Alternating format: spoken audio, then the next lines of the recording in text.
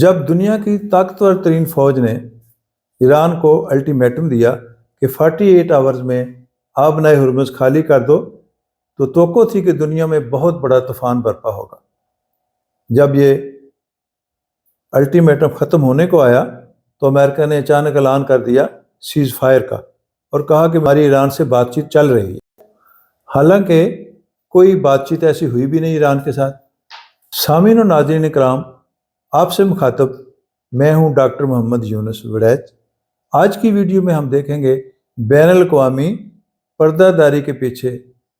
حقیقت، طاقت کے کھیل اور بین الاقوامی حکمت کے وہ راز جہاں الفاظ اور کارروائیوں میں ساتھ ساتھ تضاد ملتا ہے، اور بین الاقوامی سیاست کیسے بے نقاب ہوتی ہے۔ ٹرمپ ایک ایسی عجیب و غریب کوئی شے ہے کہ یہ گرگٹ کی طرح رنگ بدلتا ہے اور پاگلوں کی طرح بیان بدلتا ہے۔ کبھی یہ کہتا ہے کہ ہم نے جنگ جیت لی، کبھی کہتا ہے کہ ہم جنگ جیت رہے ہیں، کبھی کہتا ہے ہمیں دنیا کی سپورٹ کی ضرورت نہیں، کبھی کہتا ہے دنیا ہمیں سپورٹ نہیں کر رہی۔ آپ کو یاد ہوگا کہ یہ فوجی مقدمات میں مجرم بھی رہا ہے اور اریسٹ بھی ہوا ہے، تو اس کی بات کا کوئی کسی کو اعتبار نہیں ہے، جو کہ حالیہ جنگ نے بھی بتا دیا۔ اب امریکہ نے یہ دھمکی دی کہ 48 آورز کے اندر اندر آبنائے ہرمز کو خالی کر دیں، ورنہ ہم آپ کے توانائی تنصیبات پر حملہ کر دیں گے، 1 گھنٹے کے اندر اندر اس کو تباہ کر دیں گے۔ پکے مسلمان اس وقت دنیا میں جو ہیں، میں سمجھوں گا یہ جنگ جو ہے شیعہ ازم کی نہیں ہے، یہ جنگ جو ہے ایران کی تنصیبات اور اس کی رجیم چینج کی نہیں ہے، بلکہ یہ اصل جنگ اسلام کی اور کفر کی ہے۔ ایران کو اس لیے نہیں مارا جا رہا کہ وہ شیعہ ہیں، بلکہ وہ اس لیے مارا جا رہا ہے کہ وہ مسلمان ہیں، وہ پکے مسلمان ہیں۔ تو بات یہ آج دیکھتے ہیں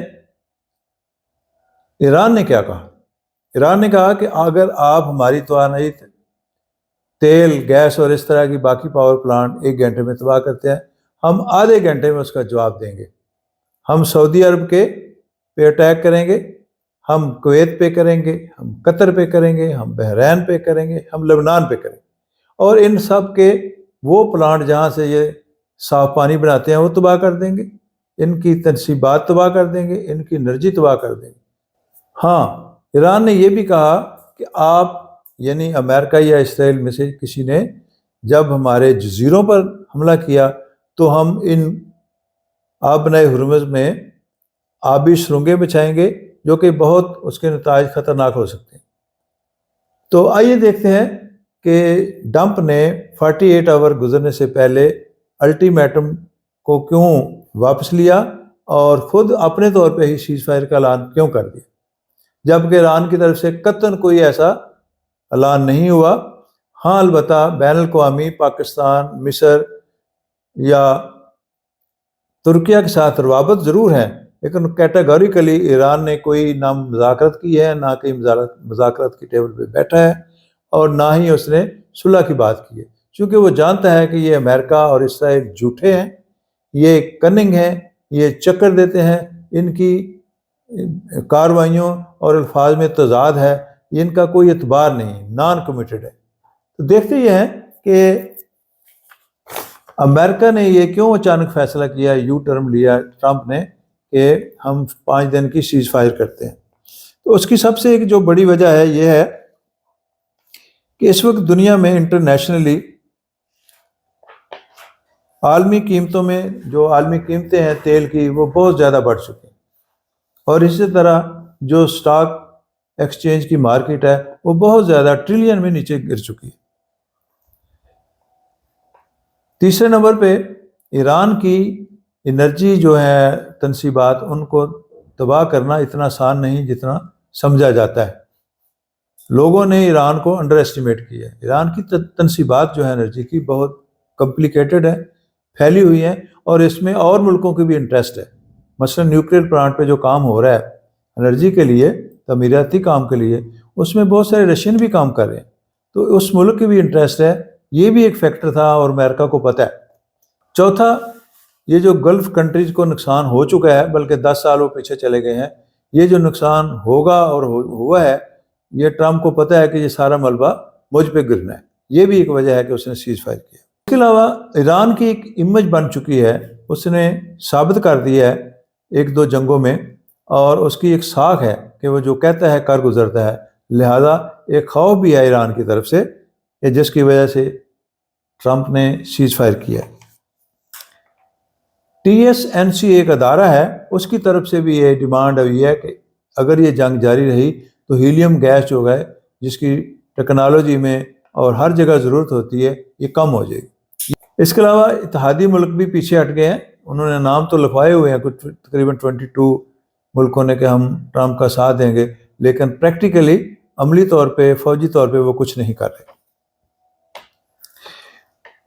اس جنگ کے دوران ایران نے امریکہ کے کوئی 17 جیٹ تیارے گرا دیے اور 5-6 ان میں خراب بھی ہیں، یہ بہت بڑا نقصان ہے۔ ایک اور امریکن پبلک اور میڈیا میں نفرت پیدا ہو چکی ہے، پروٹیسٹ ہو رہا ہے، اور 28 مارچ کو اعلان کیا گیا ہے امریکن پبلک کی طرف سے کہ وہ بہت بڑا احتجاج کریں گے۔ یہ بھی ایک فیکٹر ہے یو ٹرن لینے کا ٹرمپ کا۔ کچھ ٹرمپ کو اپنی غلطیوں کا بھی احساس ہوا ہے کہ اس نے یہ جنگ اسرائیل کے کہنے پر بغیر UN، بغیر نیٹو اور بغیر کانگریس کے مشورے سے شروع کی تھی، اور اس کے علاوہ یہ شاید G7 جو کنٹریز ہیں ان کو بھی اپنے ساتھ ملانے کے لیے ٹائم لے رہے ہیں۔ لیکن سامعین و ناظرین، یہ کملا ضرور ہے لیکن اپنے کام کے لیے بڑا سیانہ ہے۔ یہ لوگ جو سیانے ہیں دنیا کے، وہ یہ بھی کہہ رہے ہیں انٹلیکچوئل کہ یہ صرف ایک ٹائم مانگ رہا ہے، چونکہ اس نے جاپان سے آپ دوزیں بھی منگوا لی ہیں، G7 کو اپنے ساتھ ملا رہا ہے، کانگریس UN ان کو اپنے ساتھ ملا رہا ہے، ابھی یہ ٹائم لے رہا ہے اور یہ اور حملہ کرے گا ضرور،